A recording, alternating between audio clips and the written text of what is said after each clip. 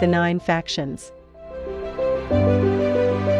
In Yulid's universe, there are 9 factions. Where these factions are also worlds, these worlds surround a center prime world.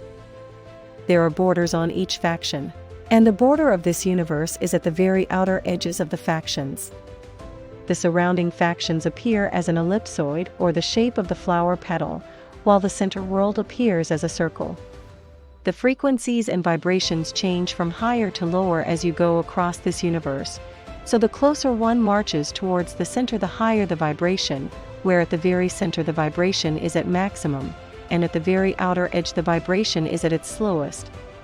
There are many existing alternates and parallel worlds within this universe, but they are of the same variations of each faction accordingly. The worlds of factions are not universes, but are of the same physical nature of that universe where there is a conflict among the 4. 4 known factions have deities, and represent themselves with an emblem.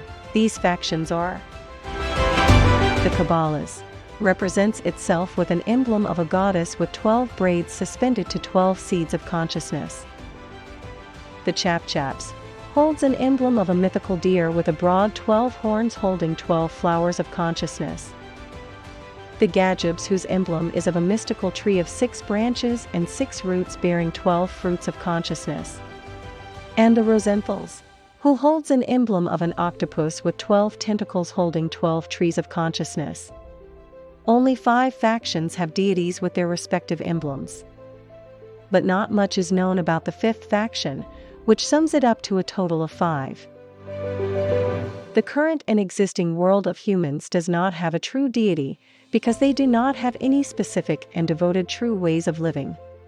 After all, even religions and other esoteric practices are a mere invitation to these factions, as any faction requires a total change of a person's ways of living holistically to become a part of a deity.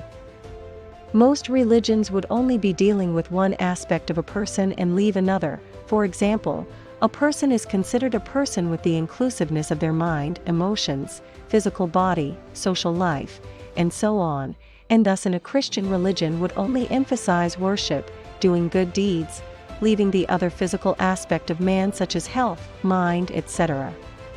So are many other religions, that only touch a sliver part of a human, leaving other aspects unattended.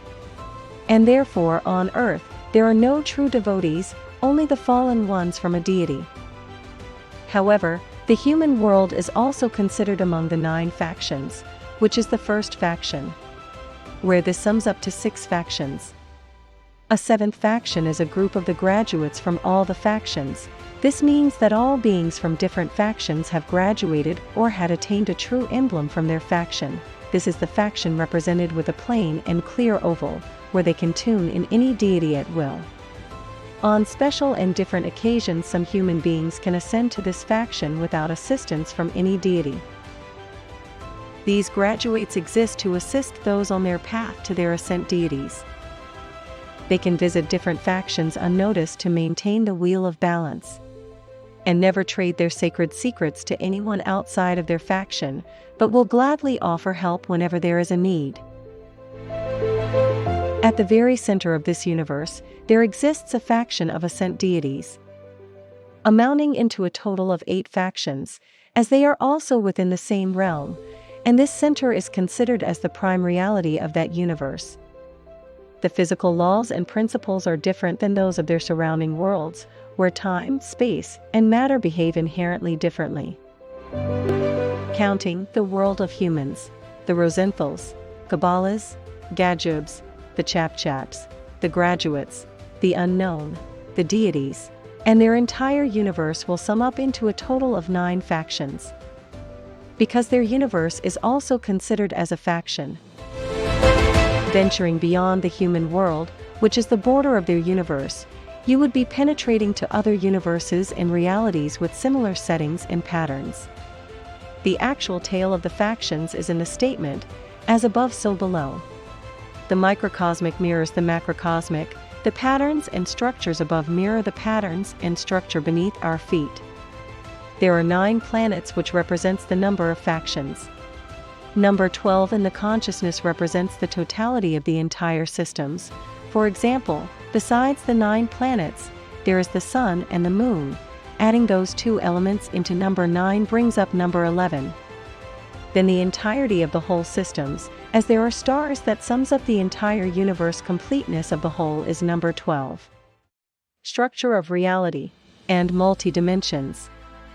There is a debate between the actual shape of the Earth, where some believes that it is flat, and some believe that it is round. The structures and patterns of the human surrounding depend entirely on their perception. The nature of perception is determined by the pace of motion. Science has determined that light travels from the Sun to the Earth for 8 minutes. Therefore, what we see is already 8 minutes in the past, because we are not seeing the events of this exact moment. Sound also travels slower than light, so for that delay, we are always experiencing past events, because it also takes time to process and interpret our sensory inputs. When something is slightly faster than our perceptual and response time frames, then we won't see these things as they are happening in our blind spots. So then what we experience is not the true nature of reality, but only a spectrum within our confined perception. A ball, for example, if it exists in a place with unlimited time and space, and starts to bounces to and from in a limited length in time, because of limited time and space, it will reach a speed that it will be in all spaces at once, within that limited space and time, projecting a solid rod. And if this rod repeats the same movement as the ball, it will then create a solid plane, for the plane to create a solid cube. Understand that in the place where the original ball exists, time and space don't exist, so it can create an unlimited amount of forms and shapes with different times and spaces. And that this ball is all things and everywhere at once. Therefore, no matter how many forms and shapes are created in different time spaces, the ball permeates all things, and therefore all things are this one ball. And no matter how denser in a reality an item exists, it is always in all time connected to that prime projector. Each person is the prime projector, as the ball is the prime projector. An individual exists in all dimensions at the same time, just that they have chosen to focus their attention on one dimension. And that as a person sleeps, they alternate, transcend and transverse into multidimensional worlds of planes, cubes and rods, as their consciousness is timeless, their consciousness is the prime projector. When an individual dies, it is just one layer of existence that has ceased to exist, where from the example the plane had ceased to move, then the cube will cease to exist. But the remaining other layers will keep on moving, and the plane will again begin to move to create or project another cube on different time spaces. So even though these 3 forms are made up of the same ball, they are however on different forms of existence, where the ball is their prime projector. The ball projects the rod, and the rod is the projector of the plane, and the plane is the projector of the cube. And these 3, though connected, will never interact, because of different paces of time and space. The cube will be existing on a slower and denser dimension as opposed to the rod and the plane, where if the ball stops moving, all other forms will cease to exist. And the reality is that this rod, plane, and cube are an illusion created by the movement of the ball. This phenomenon is the nature of reality and dimensions. That there exist many worlds within each other, but cannot meet, because of different paces of time.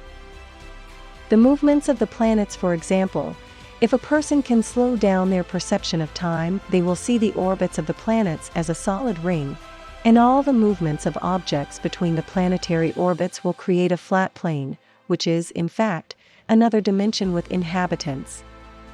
Matter expands, where a person can easily penetrate through fog and water, but cannot penetrate on the block of ice.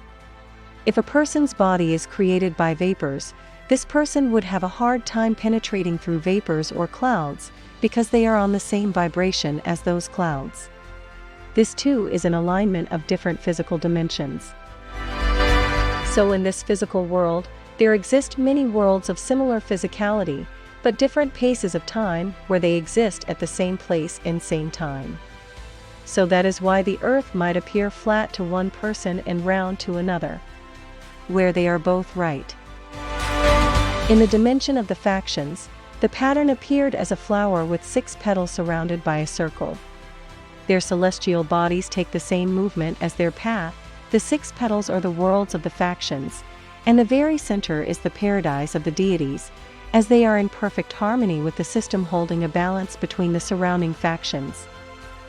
Then the very outer ring is the physical existing world of confusion that is somehow loosely connected to those factions. As these loose worlds revolve around the flower, there are moments they feel closely connected to their faction, and in other seasons they feel lost. If they continue to lose their inner connection with their faction, it is the total annihilation of their immortal souls. A soul is eternal, it cannot be distinguished, but once a being is lost its original nature, then they are beyond repair. A soul will be trapped in an endless loop of chaos. What this means is the entire accumulated records of one's essence will disappear or be used by others.